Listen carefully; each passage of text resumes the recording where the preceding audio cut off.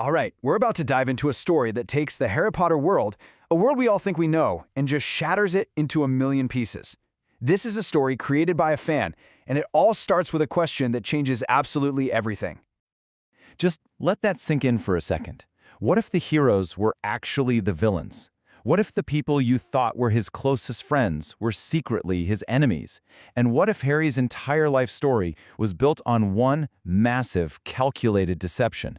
That is the electrifying idea we're digging into today. So we're looking at a completely different Harry Potter. And I'm not just talking about tweaking a few little details here and there. No, this story takes a sledgehammer to the original story, completely reimagining who the good guys and bad guys really are. I mean, just look at the difference. On the left, that's the story we all know and love, right? James is Harry's dad, Voldemort is the ultimate villain, Dumbledore is the wise mentor. But then you look to the right at this story. The entire moral compass is just flipped. Snape is Harry's father, Albus Dumbledore is the main villain, and Voldemort's role, suddenly that's a huge question mark. It's a complete reversal. You know, this simple change makes all the difference in where the story's focus lies. We don't start with Harry stuck at the Dursleys. Our way into this world is through Severus Snape, who's alone and can't sleep. The whole narrative immediately puts him at the center, and it sets the stage for everything that's about to be turned on its head. So you might be asking yourself, how does a writer even pull off such a huge change from the original story? Well, it all hinges on a single, totally impossible piece of magic, a letter from the grave. Picture this. The clock strikes midnight on Harry's birthday, and poof, a letter just materializes out of thin air. For Snape, this must have been an incredible shock. He recognizes the handwriting immediately. It's from Lily, the woman he loved, who's been dead for 13 years. The first question has to be, how is this even possible? And believe it or not, the letter itself has the answer. Lily, knowing she was probably going to die, used some seriously advanced magic to plan this exact moment. Years ago, she cast a spell on Snape. Think of it like a magical alarm clock, to make sure he'd be awake and ready to get this message at the exact time her son would need him the most. But the letter doesn't just spill all the secrets at once. First, it gives Snape an instruction. He has to cast this spell on himself, Revelare Verum Memorias. It means to reveal true memories. This one little spell is the key that's about to unlock the floodgates and completely destroy the false reality he's been living in for over a decade. So, Snape casts the spell and, wham, the truth comes rushing back. This next part is just a rapid-fire series of bombshell revelations from Lily's letter, and honestly, each one is more shocking than the last. And this is the first, most mind-blowing reveal. Harry Potter is not James's son, he is Snape's son, their son. In an instant, that one sentence changes everything for him. His purpose, his grief, and his entire relationship with the boy he spent years thinking he hated. Now, for anyone who spent time in the fanfiction world, this idea is probably pretty familiar. It's part of a whole subgenre that fans have nicknamed Severitas, where writers explore what would happen if Snape was Harry's biological father. It creates this really powerful potential for redemption, protection, and a whole lot of hidden love.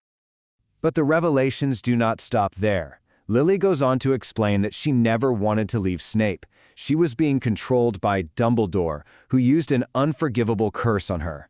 He forced her to erase Snape's memories and marry James, all as part of some bigger plan.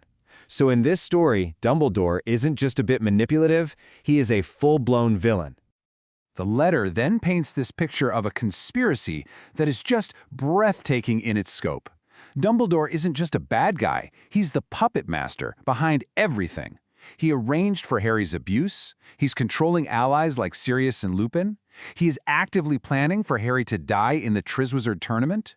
The letter even suggests that Voldemort, the ultimate evil, was really just another one of Dumbledore's victims. And then comes what might be the most painful betrayal of all. According to Lily's letter, Harry's best friends, Ron and Hermione, are not his friends at all. They're basically Dumbledore's spies, paid to keep Harry in line, all while stealing his money and feeding him potions to block his true power. Okay, so, faced with this absolutely horrifying new reality, what does Snape do? He doesn't even hesitate. The moment he learns that Harry is his son and that he's in mortal danger, it triggers this immediate, almost ferocious response. He's going to save him. There's no time to waste. He apparates directly to the Dursleys' house, confronts Vernon, magically blasts open Harry's locked door, and finds a scene that is way worse than he ever could have imagined. Without a second thought, he grabs his son and apparates away to the one place he knows Dumbledore can't touch them, Riddle Manor. And yeah, the story does not shy away from the grim reality of Lily's warning. When Snape finally gets that door open, he finds his son nearly dead. The scene is brutal, and it confirms the abuse wasn't just neglect, it was violent and life-threatening. The stakes become terrifyingly real in this moment. And the betrayal isn't just physical, it's magical. A quick diagnostic spell reveals the true extent of the sabotage. Potions, probably given to him by his so-called friends, have blocked 50% of his magical core. 50%. Just think about that. It means the powerful boy who lived has been operating at half strength his entire life, intentionally weakened by the people he trusted most. Okay, let's just zoom out for a second. This story, with all its drama and its wild twists, is actually a fantastic example of how fanfiction uses these established patterns, or tropes, to build completely new and compelling stories. So this table breaks down the key building blocks. We've already talked about Severus. Then you've got Dumble's bashing, which is, well, it's exactly what it sounds like. Stories that portray Dumbledore as evil. And the letter also hints at something called creature inheritance. This popular idea where Harry might magically transform on his birthday, getting new powers from a magical ancestor like Avila. And what's crucial to understand is that these tropes aren't just lazy writing, they're narrative tools. They give writers a kind of shared language to ask these powerful what-if questions. What if the wise old mentor was actually a tyrant? What if the person you hated most was the one you needed to save? It's a way to dig deeper into these characters and create totally new emotional stakes.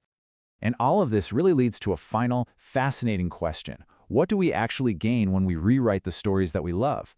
Well, we get to challenge the original story, explore the character arcs that maybe didn't sit right with us, and find new depths that really resonate. It proves that a truly great story is never really finished. It's a conversation, just waiting for the next person to come along and ask, but what if?